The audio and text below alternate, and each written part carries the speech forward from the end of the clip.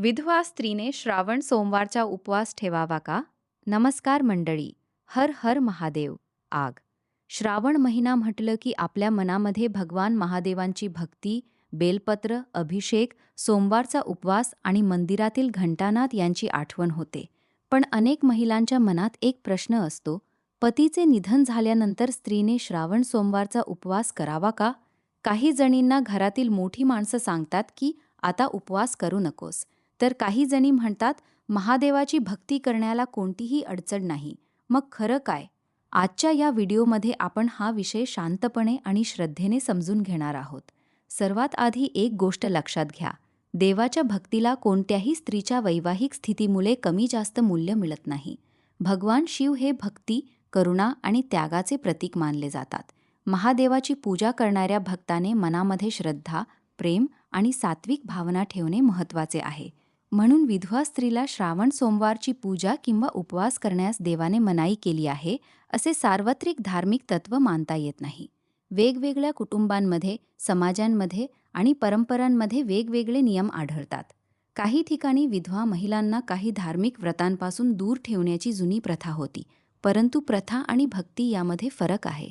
जर एखाद्या महिलेला मनापासून महादेवाची भक्ती करायची असेल, तर ती सोमवारच्या दिवशी महादेवाचे स्मरण करू शकते. महादेवाला जल अर्पण करू शकते, बेलपत्र अर्पण करू शकते, ओम नमः शिवाय या मंत्राचा जप करू शकते, शिवलिंगावर श्रद्धेने अभिषेक करू शकते आणि सर्वात महत्त्वाचे म्हणजे मनापासून प्रार्थना करू शकते. उपवास करायचा की नाही हा निर्णय तिच्या श्रद्धेनुसार आणि आरोग्यानुसार असावा. कारण उपवास म्हणजे स्वतःला त्रास देणे नव्हे. उपवासाचा खरा अर्थ आहे मनाला संयम देणे, वाईट विचारांपासून दूर राहणे आणि देवाच्या स्मरणात मन स्थिर करणे.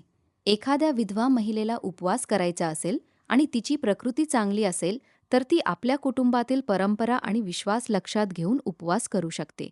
पण प्रकृती ठीक नसेल, औषधे सुरू असतील किंवा उपाशी राहणे योग्य नसेल तर केवळ देवाच्या भीतीने उपाशी राहण्याची गरज नाही. महादेव भक्ती पाहतात, शरीराला दिलेला त्रास नाही. म्हणून उपवास शक्य नसेल तर दुसरा साधा मार्ग निवडता येतो.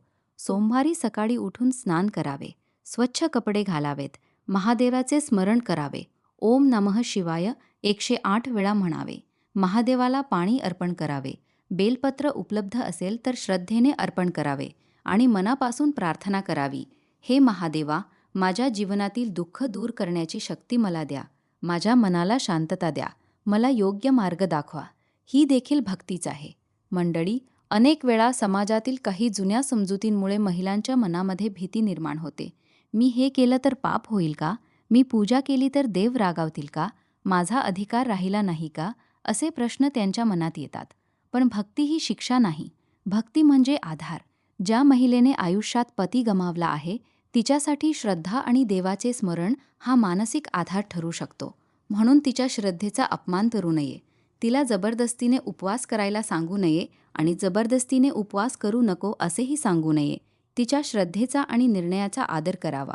श्रावण सोमवारच्या दिवशी ती उपवास करेल तर तो श्रद्धेने करावा.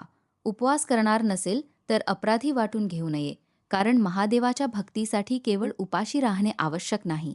सत्य, संयम, दया, प्रामाणिकपणा आणि चांगले आचरण ही सुद्धा शिवभक्तीच आहे. म्हणून आजच्या या व्हिडिओचा मुख्य संदेश एवढाच. विधवा स्त्रीने श्रावण सोमवारचा उपवास करावा की नाही यासाठी एकच सार्वत्रिक नियम नाही. कुटुंबाची परंपरा, स्वतःची श्रद्धा आणि आरोग्य यांचा विचार करून निर्णय घ्यावा. आणि जर उपवास केला नाही तरी स्वतःला पापी किंवा अशुभ समजू नये. महादेव आपल्या भक्तीतील भावना पाहतात. म्हणून श्रावण सोमवारच्या दिवशी मनापासून म्हणा, ओम नमः शिवाय, हर हर महादेव. आग. जर तुम्हाला ही माहिती उपयोगी वाटली असेल तर व्हिडिओला लाईक करा, आपल्या कुटुंबातील आणि मित्रमैत्रिणींमध्ये शेअर करा आणि अशाच भक्तिमय कथा व माहितीकरिता संत कथा चॅनेलला सबस्क्राईब करा. पुढच्या व्हिडिओमध्ये पुन्हा भेटूया. तोपर्यंत हर हर महादेव. त्रिशूल आग.